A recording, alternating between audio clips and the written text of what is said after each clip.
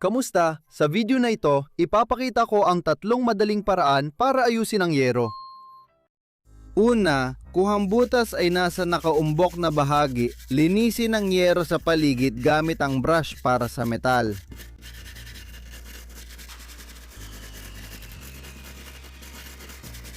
Pagkatapos, hugasan na mabuti ang nilinis na bahagi gamit ang tubig na may sabon.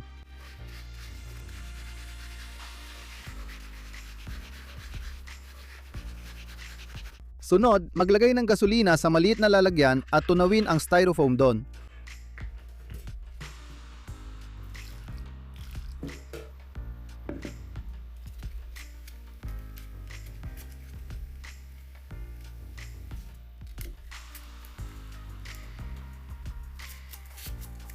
Kapag natunaw, ang styrofoam ay nagiging parang pandikit o epoxy resin. Gamit ang spatula, ipahid natin ang nabuong halo sa paligid ng butas.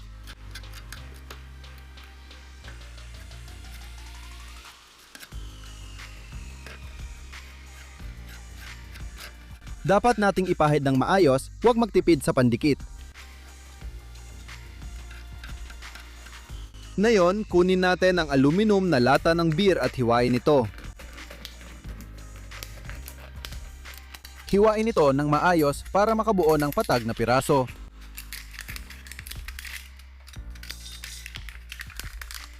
Ipatong ang piraso sa butas na may pandikit at ikabit ito gamit ang mga tornilyong self-tapping.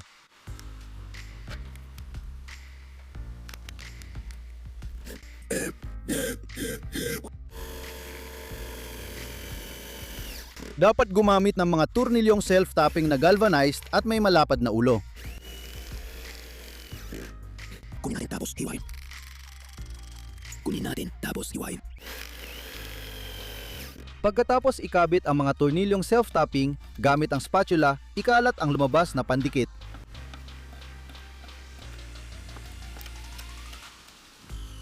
Kapag natuyo, titigas ito na parang bato. Matibay ang ganitong pagkukumpuni dahil hindi kinakalawang ang aluminyo. Dahil sa pandikit, hindi na pumapasok ang tubig sa ilalim ng yero. Mag-like at punta na tayo sa pangalawang paraan ng pagkukumpuni. Sa ikalawang paraan, ituturo ko kung paano tapalan ang malaking butas sa yero.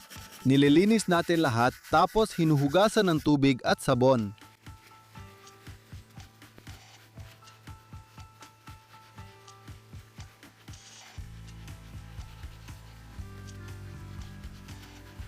Pagkahugas, lalagyan natin ng pandikit na gawa sa styrofoam ang paligid ng butas.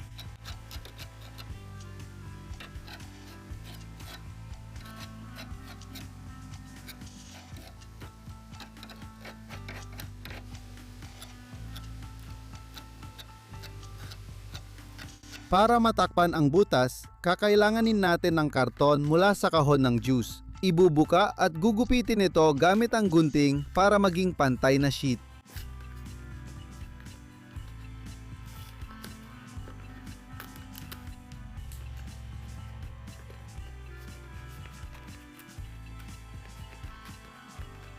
Ang karton na ito ay gawa sa polyethylene at foil, kaya't perpekto ito para sa pag-aayos ng yero dahil matibay at hindi tinatablan ng kahalumigmigan. Ganito lumabas ang sheet natin. Ngayon, idikit ito sa yero at ikabit gamit ang mga self-tapping na tornilyo.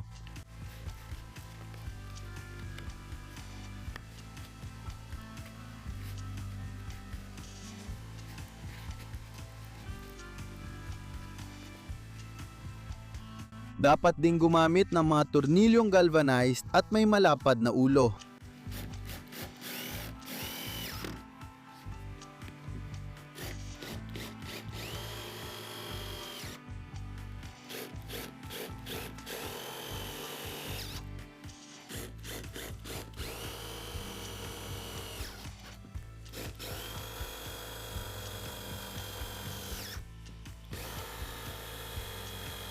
Pagkakabit ng lahat ng tornilyo, ikalat ang pandikit na sumobra sa gilid ng pantapal.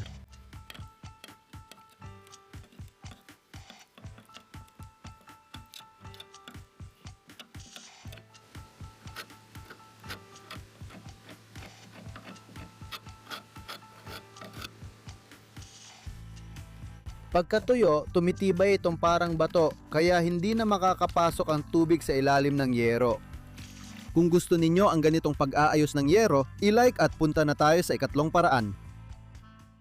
Sa ikatlong paraan, gagamit tayo ng bitumen tape na maganda para sa maliliit na butas. Ipapakita ko ngayon kung paano ito gamitin ng tama. Linisin mabuti ang yero sa paligid ng butas at hugasan ng tubig na may sabon. Pagkatapos, tatapalan natin ng bitumen tape ang butas sa yero at paiinitan gamit ang gas burner.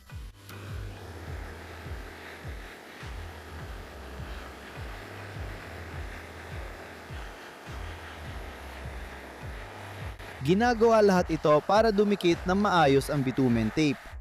Magputol ng maliit na piraso at idikit sa yero. Kung sa malamig na yero mo ito gagawin, hindi ito selyado at di kakapit ang tapal.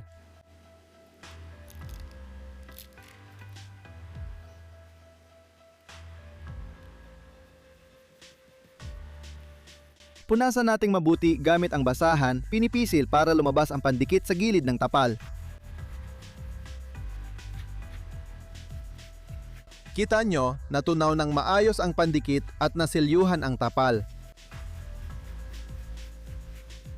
Pag natuyo na ito, tiyak matibay na ang kapit at di na papasok ang tubig sa ilalim ng yero. Kung nagustuhan nyo ang video, mag-like at subscribe sa channel. Salamat sa panonood at paalam!